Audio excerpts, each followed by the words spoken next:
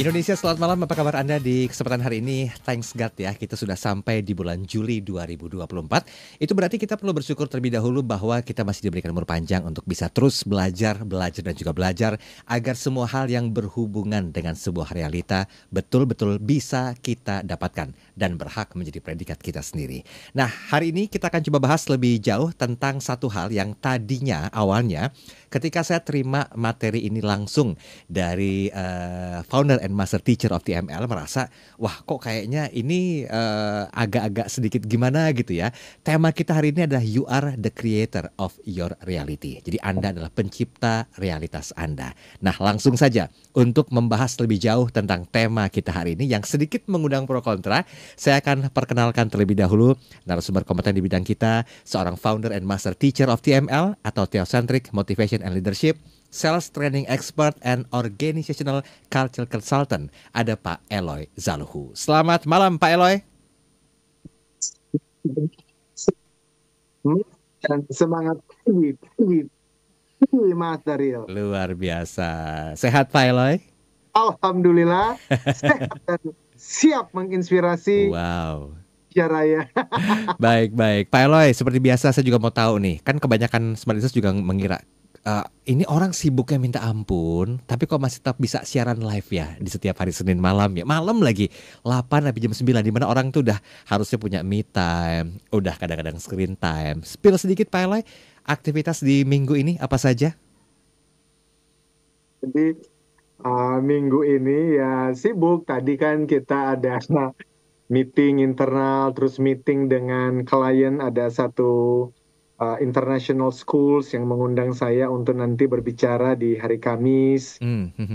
Kemudian ada taping juga untuk TML Podcast.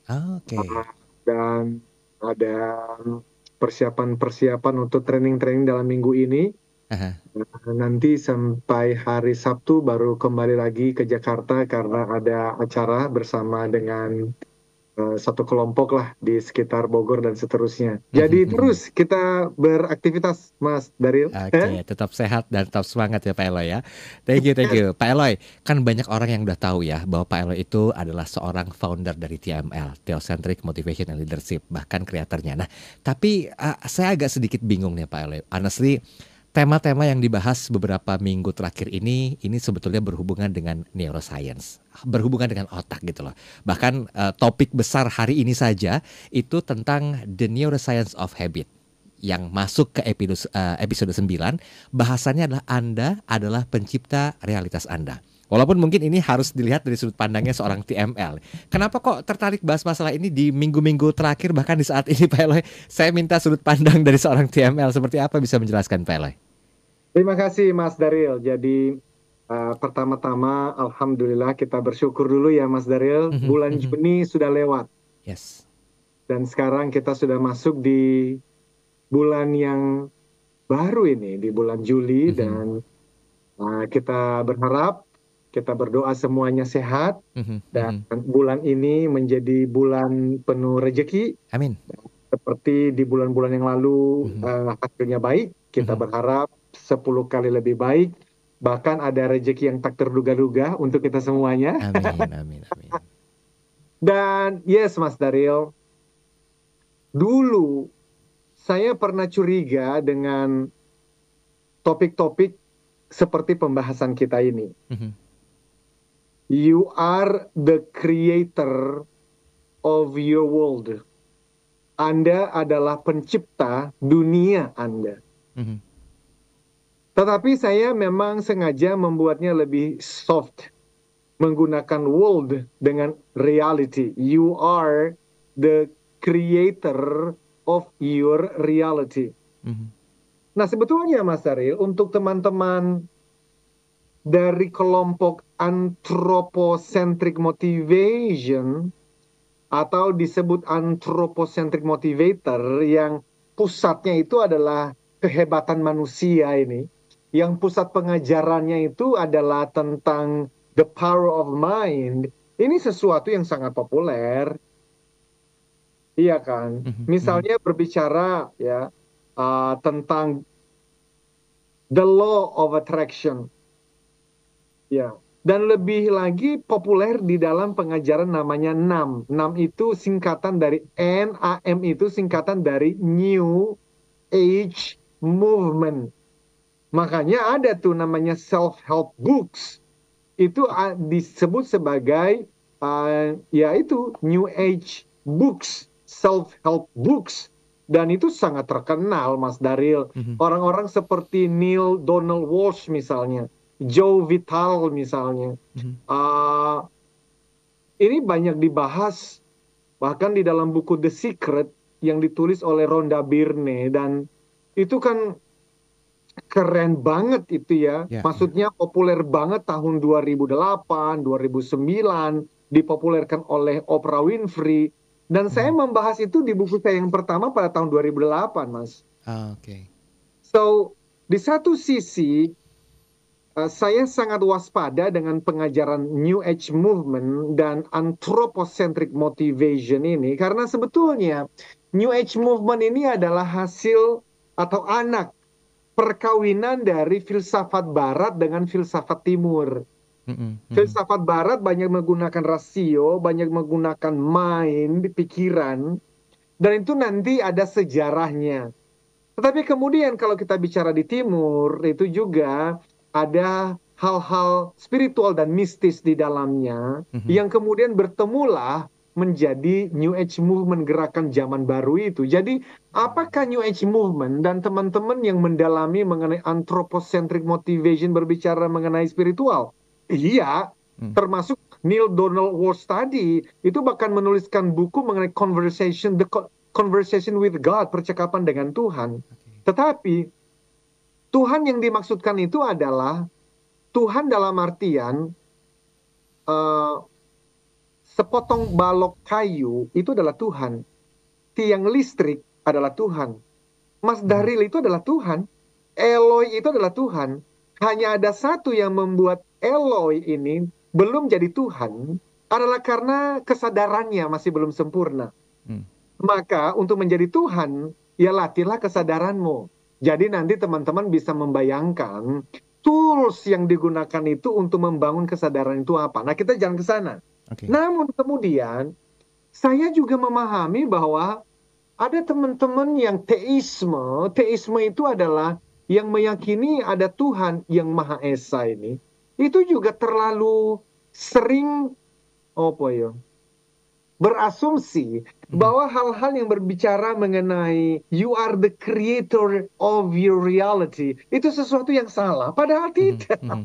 Justru TML itu adalah integrasi antara kita percaya ada Tuhan yang Maha Esa itu, but juga ayo kita mesti memikirkan bahwa Tuhan yang Maha Esa tadi itu memberikan satu mesin yang dahsyat luar biasa kepada umat manusia, namanya otak.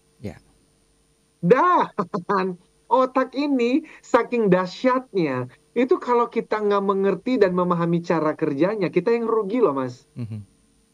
Nah, jadi itulah yang kita mau bahas, bahwa di satu sisi, kita tidak mengajarkan mengenai you are the creator of your world.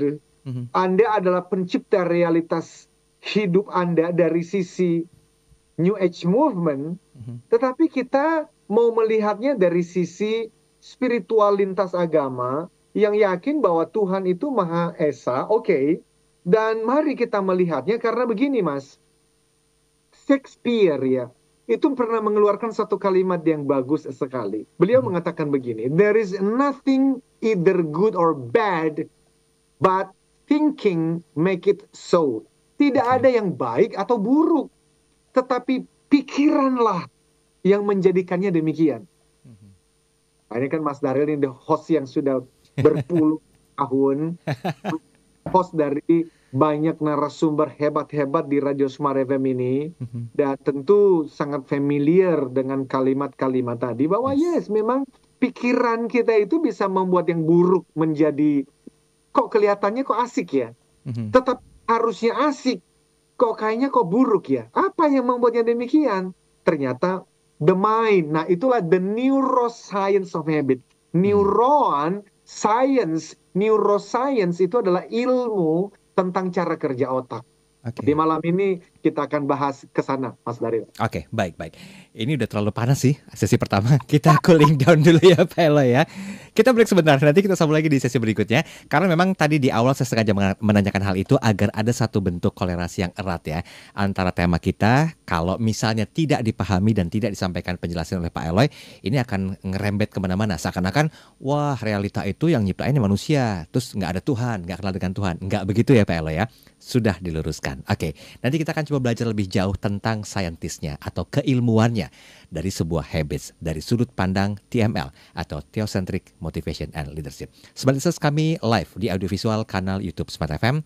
Jadi buat Anda yang mau berinteraksi silakan jangan lupa untuk like dan juga subscribe. Kolom komentar sudah kami buka untuk Anda. Dan Anda yang ingin berinteraksi di WhatsApp juga silakan di 0812 11 12 959. Kami segera kembali.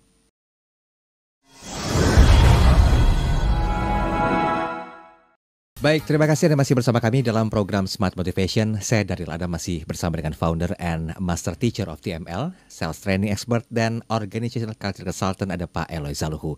Kita masih membahas tentang the neuroscience of habit ya. Ini sudah masuk episode yang ke-9.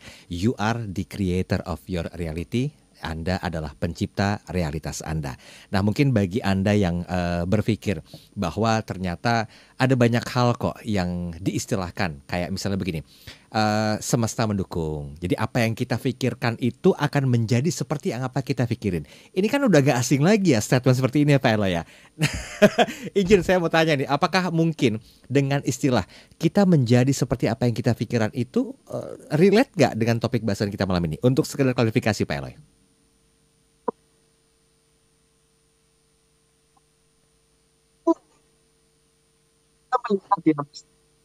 Kita ini semakin menantang loh, ya. Dan kita tuh berharap teman-teman yang basisnya spiritual itu, karakter yang baik, jujur, berintegritas, harusnya ada di garda depan untuk menjaga republik ini.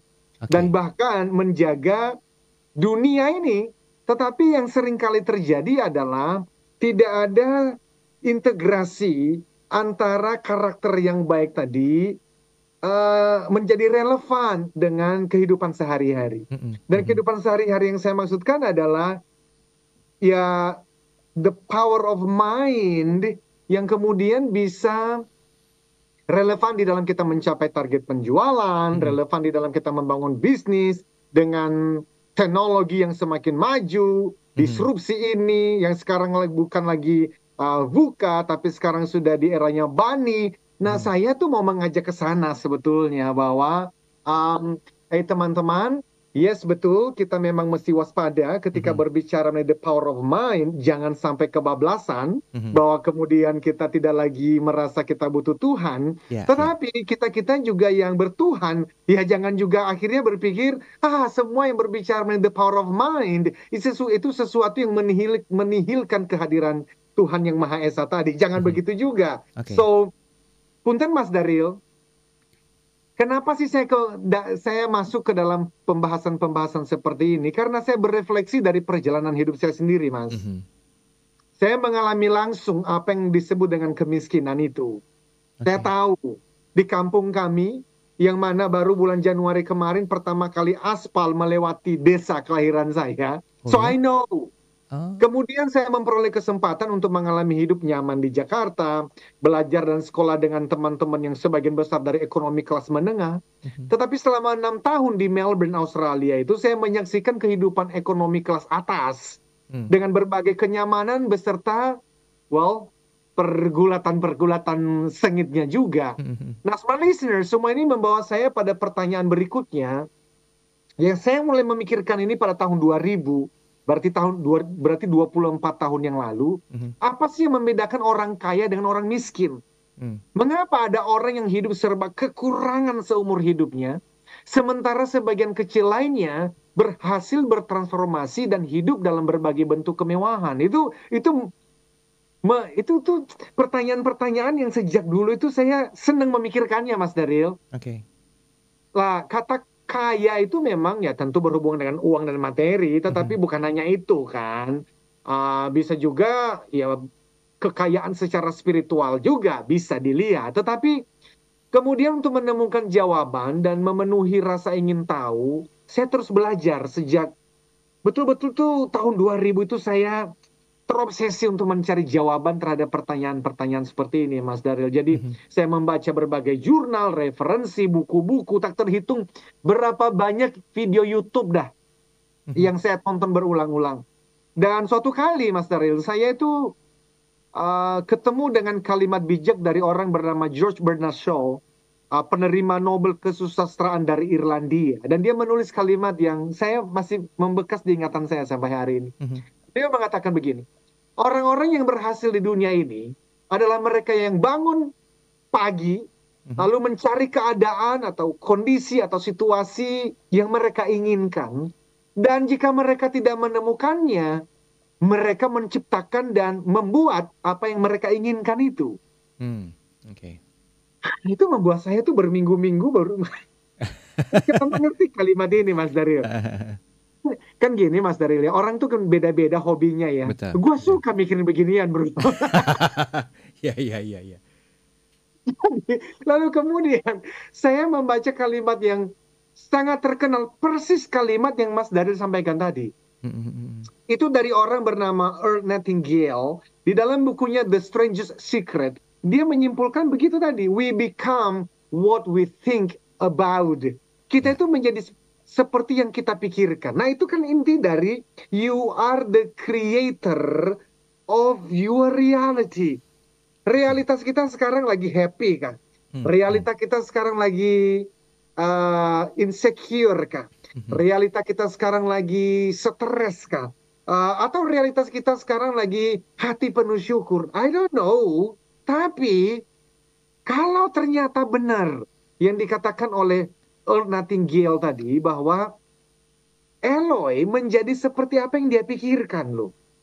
Mas Daryl menjadi seperti apa yang dia pikirkan loh.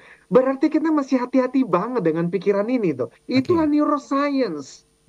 Dan tidak berhenti sampai di situ. Izin Mas Daryl sedikit lagi ya. Ya.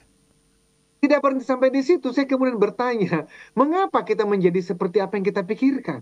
Kok bisa? Bagaimana prosesnya sih kita menjadi seperti apa yang kita pikirkan ini? Menurut saya jawaban terhadap pertanyaan tersebut menentukan bagaimana kita mempertanggungjawabkan hidup yang Tuhan berikan ini loh, Mas Daryl. Nanti di ujung semua masih mempertanggungjawabkan loh. Setuju. Nah, agar kita memahaminya, saya bersyukur sekali karena si Earl Nightingale tadi menjelaskannya menggunakan ilustrasi petani dan tanah yang subur. Keren banget. Dan teman-teman bisa melihat di dua buku saya terakhir, itu ada benih di cover buku itu. Ada benih. Ada di tangan orang dan ada benih. Karena saya membayangkan benih itu harusnya tuh tumbuh bertunas, kemudian menjadi pohon, kemudian mengeluarkan buah. Nah, Nightingale mengatakan begini. Pikiran manusia itu diilustrasikan dengan tanah. Karena pikiran seperti halnya tanah. Maka tidak peduli dengan apa yang Anda tanam di dalamnya, keduanya, tanah dan pikiran akan mengembalikan apa yang Anda tanam. Misalkan, Mas Daryl, seorang petani memiliki tanah subur. Atas tanah tersebut petani memiliki pilihan dong. Katakanlah sang petani memiliki 2 biji di tangannya. Benih nih. Yang satu benih biji jagung, yang lainnya tanaman beracun yang mematikan. Biasanya misalnya ditanam tanaman inilah disebut itu Ricinus communis namanya itu Guinness Book of World Record tahun 2007 itu menjadikan tanaman ini sebagai tanaman beracun di dunia. Nah, petani tersebut kemudian menggali 2 lubang, Mas Daryl. Lalu di tanah yang subur itu ditanamlah kedua benih tersebut. 1 jagung, 1 benih beracun. Nah, smart listeners, kira-kira apa yang terjadi kemudian? Jelas banget. Ketika petani menutup lubang, menyirami dan merawat kedua benih tadi, maka smart listeners bisa membayangkan apa yang terjadi. Tanpa kecuali, tanah akan mengembalikan apa yang telah ditanam. Maka seperti yang tertulis, apa yang engkau tabur, Itu yang kau itulah tuai. yang kau tunai. Ya. Itulah yang Anda tuai. Tanah tidak peduli loh Mas Daril. Apakah Anda menanam benih jagung atau benih beracun, tanah akan mengembalikan buah beracun dalam jumlah yang sama indahnya dengan jagung. Tumbuh dan berbuahlah kedua tanaman tersebut, jagung dan buah beracun. Itulah inti dari pembahasan kita malam ini. Aku adalah pencipta realitasku. Oke. Karena apa? Karena aku menjadi seperti apa yang kupikirkan. Be Yes. very careful dengan pikiran kita. Itu intinya, Mas Ya. Daril. Saya sih menangkapnya intinya adalah apa yang kita tabur itulah yang kita tuai gitu ya. Termasuk sebenarnya apa yang kita pikirkan itulah yang akan kejadian. Tapi begini Pak Ele, faktanya Pak Ele ya. Saya harus jujur nih Pak Ele. Banyak orang yang berpikir untuk berubah menjadi hal yang lebih baik. Bahkan kadang-kadang itu tidak akan menjadi apapun kalau memang tidak ada kemampuan dan juga kemampuan. Kemauan dan juga kemampuan. So boleh nggak nanti di sesi ketiga atau sekarang juga boleh sedikit di-spill saja. Cara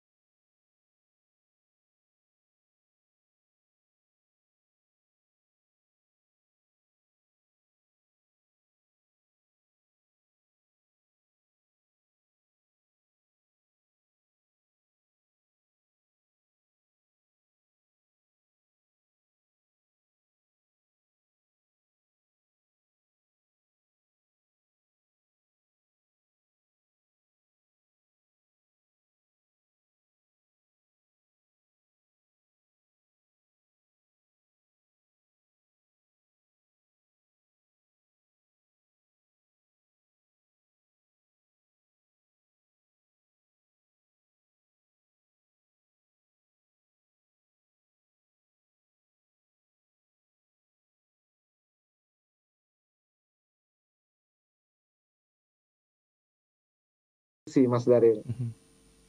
Informasi dan referensi itu tahap yang paling pertama. Informasi dan referensi ini kemudian nanti menciptakan yang namanya pola pikir. Nah, pola pikir itu apa? Kita lanjutkan setelah ya. Baru saya mau mikir nih, entar aja deh kalau gitu ya. Ditahan sampai pola pikir ya. Karena memang betul banyak orang yang ingin memikirkan kehidupan yang lebih baik. Tapi bagaimana caranya untuk memulai perubahan yang kita inginkan tadi? Break sesaat, kembali setelah komersial berikut ini, tetap bersama kami.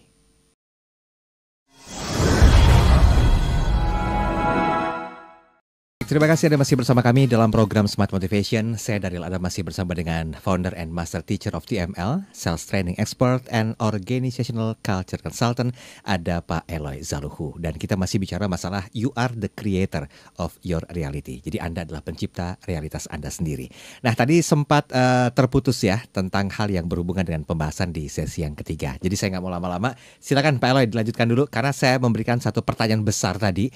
Kalau apa yang kita pikirkan itu akan menjadi seperti yang kita inginkan, so mungkin kan banyak orang yang setuju bahwa ada perubahan-perubahan dalam kehidupannya menjadi lebih baik gitu loh. Tetapi kalau kita belum tahu caranya mulai perubahan yang kita inginkan tadi, bagaimana yang harus kita lakukan, Pak Eloy?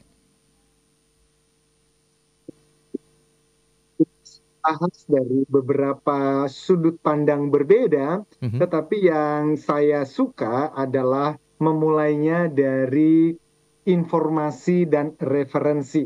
Oke. Nah, informasi dan referensi itu bisa didapatkan dari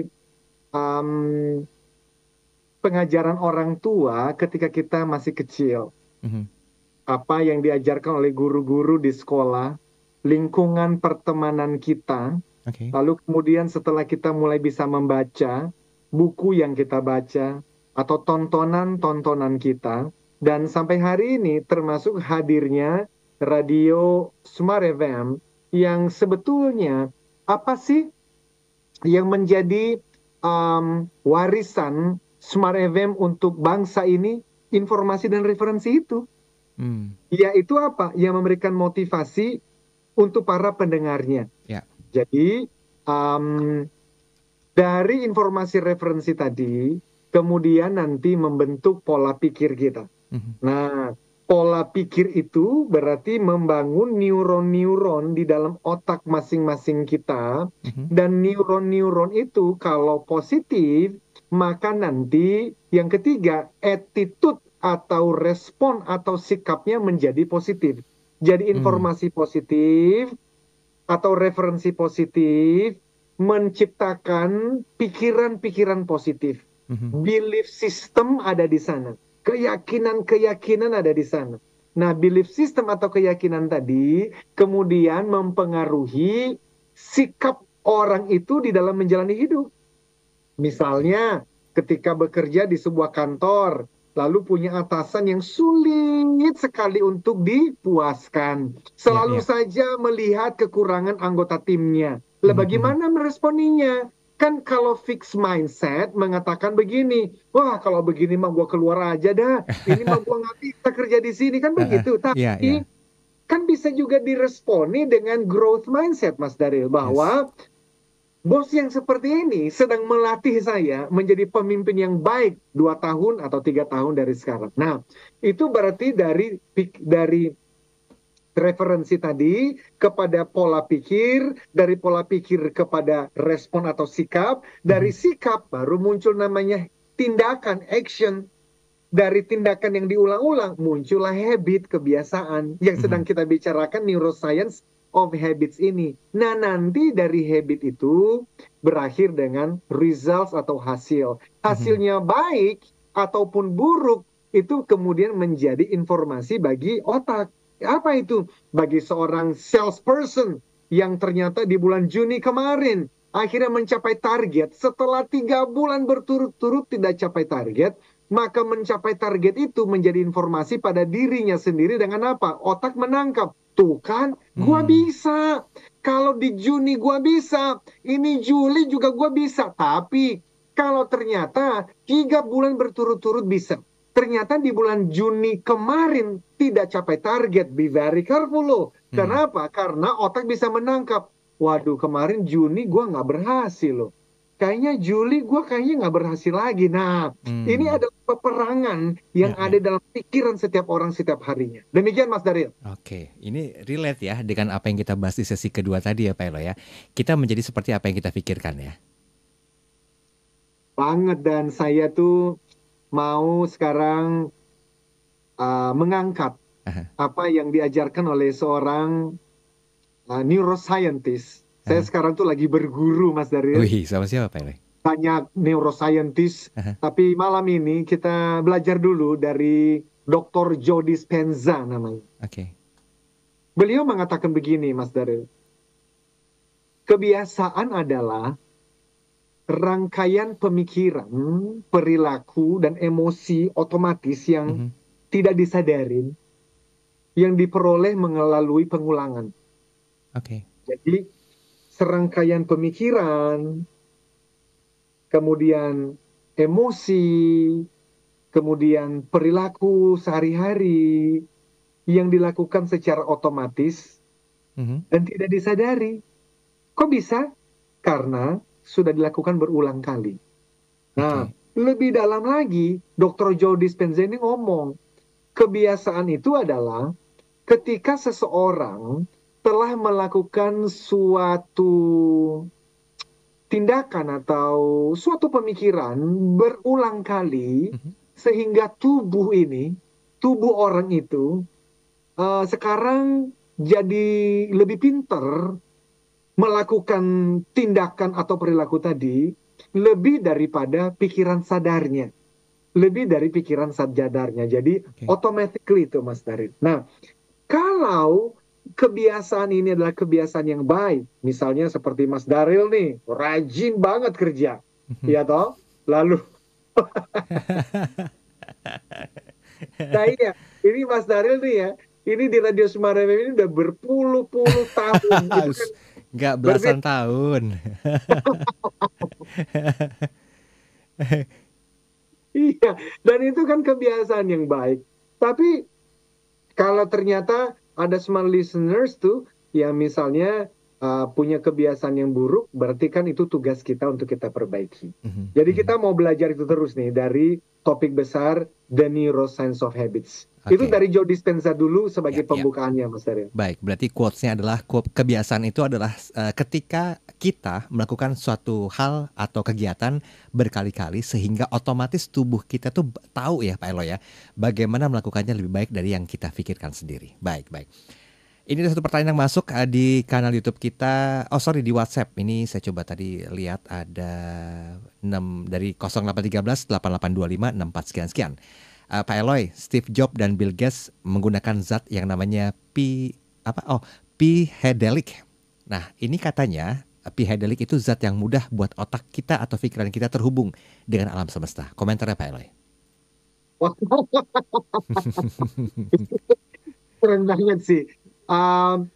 Honestly, saya kurang familiar nih dengan zat psychedelic ini. Okay. But thank you kepada smart listeners yang sudah menanyakannya. Ini berarti satu ilmu yang kita harus pelajarin lebih lagi. Betul. Tadi dikatakan kan mudah ya membuat otak atau pikiran terhubung dengan alam semesta. Well,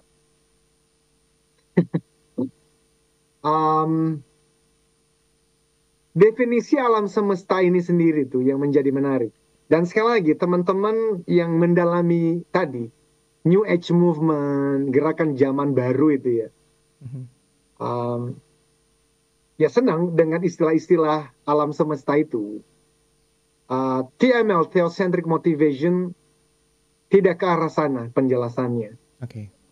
Tetapi saya tidak mau membahas lebih detail karena itu nanti sudah mulai masuk di dalam namanya itu special prinsip ya. Itu prinsip-prinsip khusus yang belum tentu kemudian bermanfaat untuk kita bahas di wilayah umum seperti ini. Okay.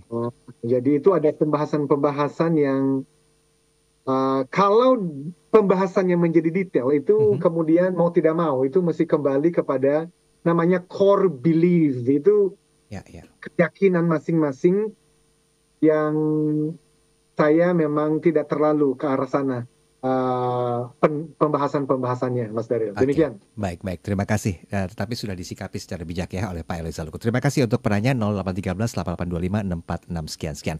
Baik Pak Eloy, tadi sempat sedikit saya dengar pembahasan dari Pak Eloy tentang Joe Dispenza ya namanya ya Pak Eloy ya. Tadi Pak Eloy juga mengatakan bahwa kebiasaan adalah serangkaian pemikiran, kemudian perilaku dan juga emosi yang otomatis yang tidak disadari, yang diperoleh lewat pengulangan. Nah, saya coba klarifikasi nih Pak Eloy. Jadi setiap bentuk hal, peristiwa atau kejadian atau kenangan lah, apakah itu melulu memiliki emosi atau bagaimana Pak Eloy sejatinya? Pengertian dasarnya. Ya, dan itulah yang menjadi salah satu inti pengajaran dari Joe Dispenza sebetulnya. Sekali lagi ya, itu namanya ilmu neuroscience pun, masing-masing gurunya, masing-masing ahlinya punya semacam spesifikasi atau penjurusan tertentu lagi, Mas Daryl. Kapan-kapan kita akan menyinggung misalnya ya pembahasan dari salah satu guru namanya Andrew Huberman. Wah, itu lebih keren lagi juga. Nah, jadi bagi Joe Dispenza, dia menyimpulkan begini. Emosi adalah produk akhir dari pengalaman masa lalu. Emosi adalah produk akhir dari pengalaman masa lalu. Lalu kemudian ketika dia diwawancara oleh seorang podcaster yang sangat terkenal bernama Tom, Joe mengatakan begini. Ayo, mari kita pikirkan dan renungkan kebenaran dari sebuah gambaran dalam cerita berikut. Lalu dia nih storyteller banget lah si Joe Dispenza ini kalau lagi ngomong. Dia bilang begini, bayangkan ya orang-orang, yaitu kita-kita ini, manusia pada umumnya, bangun di pagi hari. Lalu mereka mulai memikirkan masalah mereka dalam tanda kutip. Masing-masing orang punya masalah tertentu atau harapan-harapan tertentu. Masalah itu adalah di dalam neuroscience disebutnya circuits atau ingatan di otak. Masing-masing ingatan atau kenangan itu terhubung dengan orang-orang dan hal-hal pada waktu dan tempat tertentu. Dan jika otak adalah catatan masa lalu, kata Joe Dispenza, maka saat seseorang memulai hari, mereka sudah berpikir di masa lalu. Jadi ini sekarang tanggal 1 Juli 2024. Tetapi ketika saya mengingat satu tantangan dalam bisnis atau satu masalah dalam keluarga, dan itu berhubungan dengan kejadian 10 tahun yang lalu, maka sebetulnya, ya betul, saya lagi hidup di 1 Juli 2024. Tapi sesungguh-sungguhnya saya lagi ditarik dan hidup dengan perasaan emosi 10 tahun sebelumnya. Oke. Maka, Mas Daryl, tentu saja mesti break dulu. Iya betul. Kita break sebentar ya. Nanti kita masuk lagi di sesi yang terakhir. Ini bahasan lagi rame nih. Walaupun sampai di sesi terakhir lebih maksimal pembahasannya. Tetap bersama kami.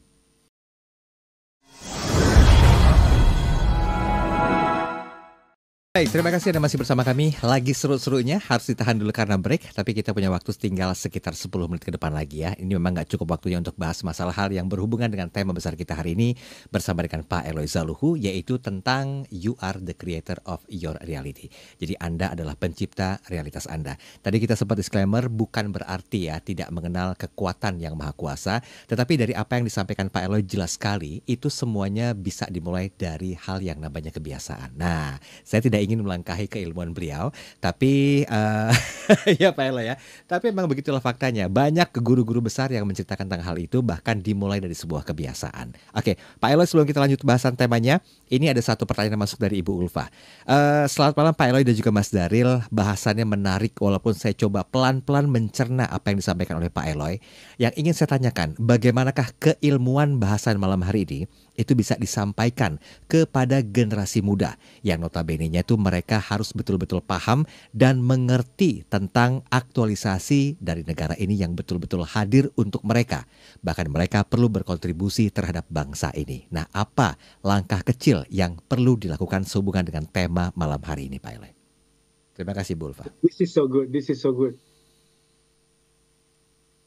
Thank you so much, Ibu Ulfa, dan dari tanggapan Ibu, saya kemudian menjadi semakin semangat bahwa ada rekan-rekan di luar sana yang sedang berpikir kritis tentang bangsa kita dan juga tentang anak-anak kita. Kalau ditanya, simpelnya bagaimana sih? Maka barusan hari kemarin, itu saya ajak dua anak saya, satu usia 14 tahun, dan kemudian usia 12 tahun, untuk duduk di ruang tamu kami. Dan saya bahkan ajak Mbak, karena Mbak yang bekerja di tempat kita itu lulusan SMA, jadi bisa mengerti hal-hal seperti ini. Dan saya ada satu lagi anak saudara, tamatan SMA juga, yang saat ini sedang tinggal bersama dengan kami, dan ada istri saya. Lalu saya ambil satu flip chart, karena kami lagi punya waktu kosong di hari Minggu kemarin. Lalu saya mulai menuliskan 6 lingkaran tadi, Mas Daryl. Yaitu informasi dan referensi.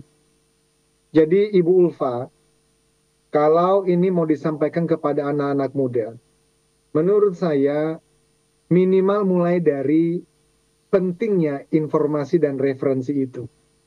Bahwa ketika mereka browsing, ketika mereka habis waktu apalagi di saat liburan seperti ini, ya, itu apapun yang sedang mereka lihat, mereka tonton, itu sedang mempengaruhi pola pikir mereka. Apakah mereka menjadi bangga menjadi warga negara Indonesia, atau justru mereka menjadi tidak bangga menjadi warga Indonesia, itu bisa sangat dipengaruhi oleh apa yang mereka tonton loh. Dan kita sebagai orang tua, kita ini sibuk beraktivitas di berbagai tempat, dari pagi sampai sore, sampai malam, kita tidak bisa melihat apa yang anak-anak kita tonton dan lihat kan. Bahkan tadi saya lihat juga tuh ada berita dari salah satu media nasional, bagaimana ada anak gadis usia 13 tahun atau 14 tahun yang kemudian itu menjadi korban karena dia diminta untuk mengirimkan foto-foto yang tidak berbusana kepada seseorang, dan akhirnya ini menjadi malapetaka buat kehidupannya. Jadi saya kira yang paling penting saat ini adalah bagaimana kita bisa membuat menolong anak-anak kita memahami bahwa setiap informasi yang mereka sedang baca lagi saksikan itu lagi mempengaruhi pola pikir mereka. Dan pola pikir itu, baik ataupun buruk, mempengaruhi bagaimana mereka menyikapi hidup. Dan bagaimana mereka menyikapi hidup, itu mempengaruhi action. Dan action yang diulang-ulang akan menjadi kebiasaan. Dan kebiasaan, ya sudah, yang namanya hasil datangnya dari sana. Jadi ada 6 kata penting itu, Ibu Ulfa. Informasi referensi, pola pikir atau keyakinan, sikap atau respon, tindakan atau perilaku, tindakan yang diulang-ulang menjadi kebiasaan, kebiasaan menjadi hasil, dan hasil baik ataupun buruk menjadi referensi baru bagi otak. Itu yang bisa saya sampaikan dalam waktu yang sangat singkat ini. Oke, cukupkah satu lagi pertanyaan Pak Elwe? Monggo. Boleh ya? Senang. Baik, ini dari sebentar tadi sudah ada Ibu Elis Tan ya, mana dia? Oke, oh ini Ibu Elis. Malam Pak Elwe dan juga Mas Daril, saya pendengar setia Smart FM dan program-programnya termasuk Smart Motivation. Saya ingin menanyakan satu hal saja. Nah, bagaimana merubah kebiasaan-kebiasaan yang kurang baik menjadi pelan-pelan kebiasaan yang baik, bahkan menuju ke kebiasaan yang paling baik sekali. This is you, dan ini adalah pertanyaan yang paling saya sukai, dan justru inilah kenapa dari tahun 2024 tahun yang lalu saya jatuh cinta dengan pertanyaan itu. Dan terjatuh cinta dengan topik-topik pembahasan ini. Ini kalimatnya ya, Ibu Elistan. Ini kalimatnya. Identitas negatif membentuk atau menciptakan kebiasaan buruk. Dan kebiasaan buruk memperkuat identitas negatif. Saya ulang.